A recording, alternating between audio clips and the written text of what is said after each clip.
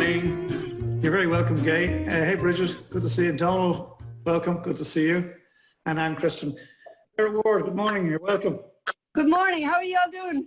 I have a secret. Next time you're having a dinner party, I'm going to help you to pimp up your glasses. I was playing around with cocktail glasses at the weekend, you know, trying to make my glasses more exciting. So I discovered a couple of tricks. So I'm gonna do them soon and put it up so you can see it. Princess Shelley, you're very welcome. Eamon Smith, you're very welcome. Some of the gang that come in every day. Hi Tony, you've stayed away from the black again today. Poor old Tony. He wore a black t-shirt once. The poor guy's, it hasn't been dropped yet. Like, I know, but it was the hottest day we've ever had, like in the history of Ireland. And he was in the conservatory, and we were afraid he was going to spontaneously combust. Yeah. Anyway, it's good to see you all here. Happy Monday. This is a good start to the week now. I'm looking over your shoulder, Donald, behind you. Your blinds are raised. And I'm wondering, you were telling us one day in the cafe about a donkey that was the donkey misbehaving? Or I'm looking out your window and I can't see a donkey. No, I've locked him in and told him to be quiet. Oh. Oh, well, honestly, if he roars, most of your microphones would go. Boom. I love it, I love it. Bridget McLaughlin, a.k.a. Molly Bloom. Good morning, everybody. Happy Bloom's Day. Happy Bloom's Day. Happy Bloom's Done as well. Oh, well done. Anne Kristen has asked in the chat, she has asked, what are we celebrating today? And she's coming in from Sweden. Can you explain to her there, yes, please? We're celebrating Bloom's Day, Anne, right? 16th of June every year. And I'll give you a synopsis. Will I give you a 2-minute synopsis of Ulysses? Yes. Okay, so it was written by James Joyce, right? And it's one of the, people say you have to reread the book because it's so complicated. Are you familiar with the book? Yes. Yes, okay. So it's a tome, right? And James Joyce was an absolute genius. He was erudite, classical, an absolute genius, but he was very dependent on women and a bit of a misogynist. I hate to tell everybody here, bit of a stingy guy, right? But and depended on all the women around his life. He married Nora Barnacle, who was a cleaning lady in Finn's Hotel in Dublin, and she was a strong Connemara woman, Galway City woman, sorry. And he followed her, he saw her on a bus one day and he followed her and he asked her to elope. And they lived, basically poor Nora Barnacle was faced with a life of abject, savage poverty, right? But anyway, Ulysses itself is set in one day in Dublin, and it's set, there's one Jewish man called Leopold Bloom, which is very interesting because Jewish people are fascinating. And he is an advertising executive. And he's walking through the city and he has a bar of soap in his pocket that he has for his wife, Molly Bloom, right? And he's walking through the city and he's doing his little jingles, like an advertising exec now. And he's singing these to himself. And it's a lovely, lovely scene. And then, here's my man, he's reflecting on his life, and himself and Molly have lost a son called Rudy, right? And Rudy was a baby, and obviously when you lose a son, your life is never the same again, right? So they're in a kind of what do you call a hiatus in the relationship. And Molly is in her bed for most of the book, right? And she has airs and graces, and her family were originally from Malta, and she's very sensual, very sexy, a huge libido by the sound of it. And she's in this beautiful bed, a down bed. So he's in his head, he's thinking, he's subliminally looking for his son. Stephen Dedalus is a student, an erudite student based on Joyce himself. And he's actually looking subliminally for a father, right? So it's about the two of them interlocking through the city, the labyrinthine city of Dublin. And they're both in their own little worlds, and eventually they meet. But the best part of the book, it's a really humorous book. Am I okay for time here? Yeah. You are, yeah, this is great. It's a really humorous book. It's so funny, right? So basically, Leopold, Molly is having an affair, right? She eventually has an affair with a guy called Blazes Boyle. And there's these wonderful scenes at the funeral where Blazes Boyle is looking across at Bloom, and Bloom knows that he slept with Molly. And it's horrible. It's absolutely horrible. And he sees him coming out of the Ormond Hotel. It's so Dublin, it's amazing. You'd love all that, Colin, because of the Julies and everything. And there's all this kind of jealousy and subliminal fear, and it's quite an extraordinary book. And so they do meet and they end up going to a brothel together, and they come back, and the soap is in his pocket all the time from Sweeney's Chemist, which Donald is bringing this morning. And the lemon soap, it's just beautiful. It's just to buy the lemon soap.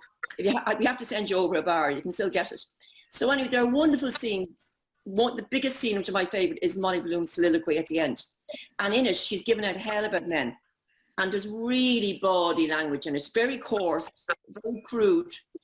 And so when this bawdy side of her comes out and she feels like she's wasting her days in the bed, she's longing for blazes, she's sick of Bloom, she's bored, she just feels unfulfilled, she's dreaming of her wonderful family. So Gibraltar, sorry, not Malta. And she's dreaming of her she sees notions about her family history, them being loaded and the orange trees and all of that.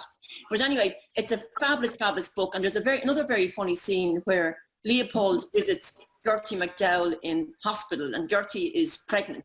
And Leopold goes in to visit her, and instead of, comforting poor Gertie, who's old having the baby, he is the thing in French called couvade, which is you mimic the symptoms of pregnancy. So instead of comforting Gertie, he's sitting there getting labour pains by the bed up in Holles Street and getting So there's all these lovely vignettes right through the book. Now, it's an impossible book to read. Beautiful. Yeah, so that's enough said. That's enough said. What's the name of the book? Beautiful. What's the name of the book? Ulysses. Ulysses. Yeah, Ulysses. Ulysses. Yeah. And it's based on the Greek Odyssey. Yeah. This one. I see Donald Thurlow, our actual Joycean scholar, has popped into the cafe. But God, I'm off the hook now. Yeah. Good morning, good morning. Sorry, I was just trying to change my name. Otherwise people start calling me Ted. yeah, okay. But change away. Lovely, thank you. Ted has a sort of a legendary, iconic status in Ireland anyway, you know? I know. The name Ted, yeah. All things Father Ted, yeah. I can think of worse things. Hey, Shell, how's it going? Hi, Shelley. Shell, I'm just bestowing upon you the powers of the kingdom. You're now Abracadabra.